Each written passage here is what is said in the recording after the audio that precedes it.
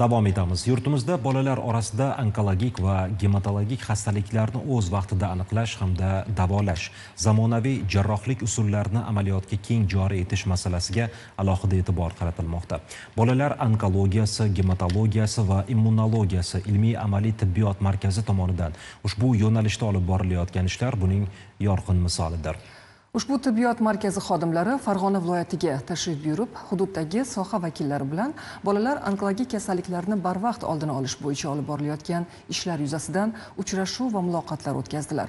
Mavzuni muxbirimiz Ahror Ziyodov davom ettiradi. Oynaga qarab onasini kutayotgan Bibinur 6 yoshda, kasallanganiga 1 yil bo'libdi. Bog'chadan og'rib keldi, qonim og'riyapti dedi. Shu bilan doktorlarga murojaat qilsak, apparat UZIlarga tushirib, shu qorin bo'shlig'ida qanday o'simta borligini aniqlashdi. Bundan bir necha oy avval qornidagi o'simtani olish maqsadida operatsiya qilingan. Mana operatsiyalar bo'ldi, shu narsalar bartaraf bo'ldi. Hozirga mana ximiyalarda oxirgi kurs bosqichida kelyapmiz. Shifokorlarning sa'y-harakati bilan qizaloq bugun sog'lom hayotga qaytmoqda.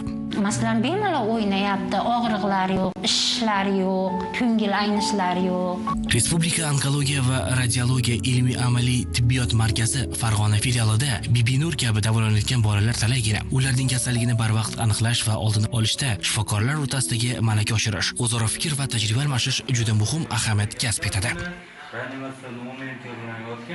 Ayni paytda bolalar onkologiyasi, gematologiya va immunologiyasi ilmiy-amaliy tibbiyot markazi xodimlari Farg'ona viloyatiga tashrif buyurib, hududdagi soha vakillari bilan uchrashuv va muloqotlar o'tkazmoqdalar. Onkologik kasalliklarga shubha paydo bo'lganda, birlamchi bo'g'inda bolalarni erta tashxislash, ularni davolash maqsadlarida qilinadigan ishlarni faollashtirish, yashil yo'lakni tashkil etish doirasida bir qancha ishlar amalga oshirildi.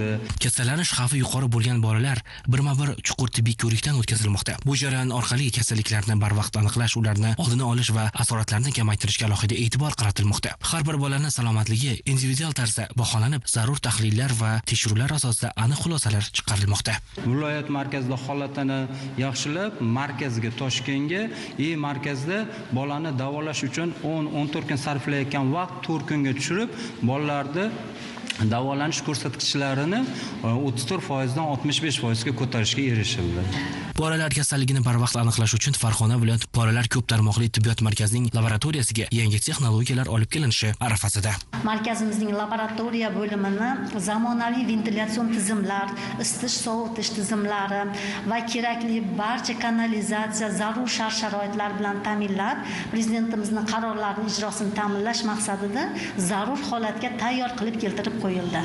Zamonaviy texnologiyalar va ilg'or tajribalarni amaliyotga joriy etish orqali davolash sifati yanada yaxshilanadi. Bolalarning sog'lom va vaqtli hayot kechirish imkoniyati kengayadi. Ayni vaqtda shifoxonada davolanayotgan Bibinur haqida yana so'zlasak, u o'zini ancha yaxshi his qilmoqda. Tez kunda oilasi bag'riga qaytadi. Ahror Ziyodov, Safar Ismoilov, Zamon informatsion tahliliy dasturi uchun Farg'onadan.